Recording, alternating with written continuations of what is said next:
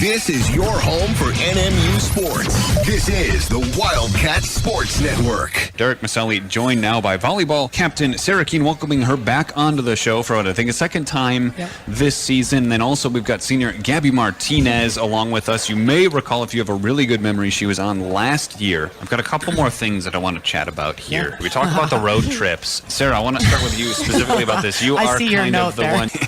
Something I wanted to bring up. I told myself if you were ever back on this season, we had to talk about recycling because it is something that you're clearly very passionate about and you've educated the team on. But I think that there's a grander effect that this has on people. But I want to start with just the basics. Let's do like an intro to recycling here because I think we've learned a lot over the bus rides just about recycling. And there's a lot of information that you have that people could benefit from here in town. You know what, Derek? I really appreciate you bringing this up because this gives us a platform to educate people.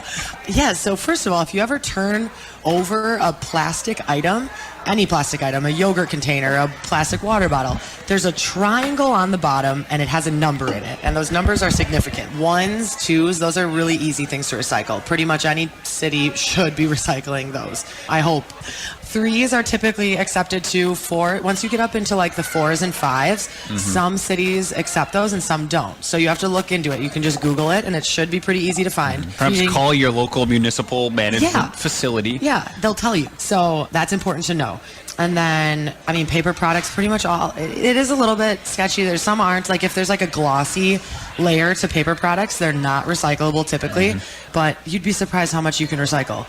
And I think people just don't know. And also, I'm just always surprised by how many places don't have recycling bins. If you ever are somewhere and they don't have one, mention it to them. Say, hey, is this something you guys could start implementing? It's such an easy thing, and it's so important. I mean, that should be like the bare minimum, and we're not doing it. And I know some cities are starting to implement mixed recycling and stuff, but it's not a thing that everybody has. Like here in Marquette, they're working toward that. We're not there yet, so you've got to be aware, too, when you're throwing out things that you might think might be recyclable, for instance, a pizza box. There are certain qualifications where it's actually not recyclable. Right, and with a pizza box, so like if there's grease and stuff on it, what I learned is that that's not recyclable.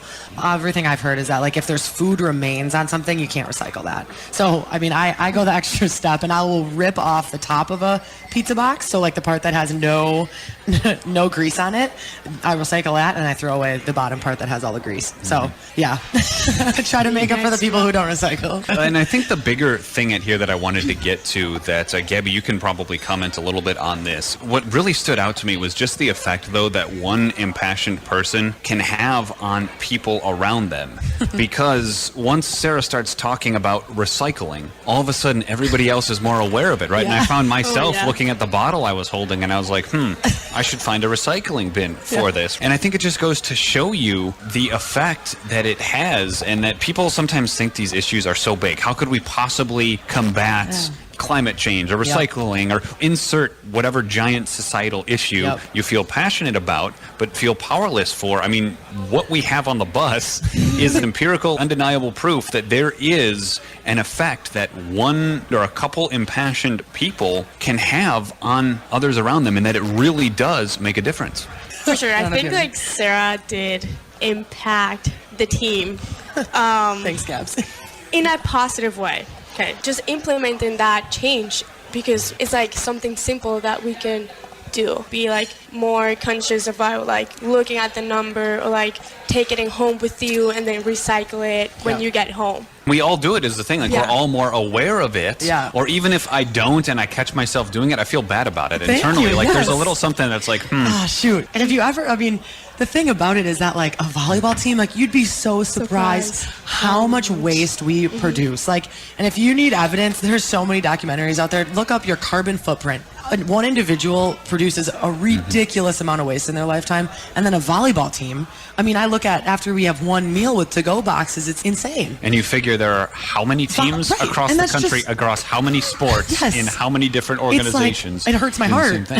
But that's why making a change on one team can have an impact. So. And happy to help you spread the word here on radio. I'm a firm believer in radio being for the public good. I appreciate that. And helping connect the community with sources of information, whether we're talking about the volleyball team itself or about things grander in scale. Again, everyone, seniors Sarah Kuehn and Gabby Martinez of the volleyball program. I appreciate you both talking with us tonight. Thanks, Eric. Thank you.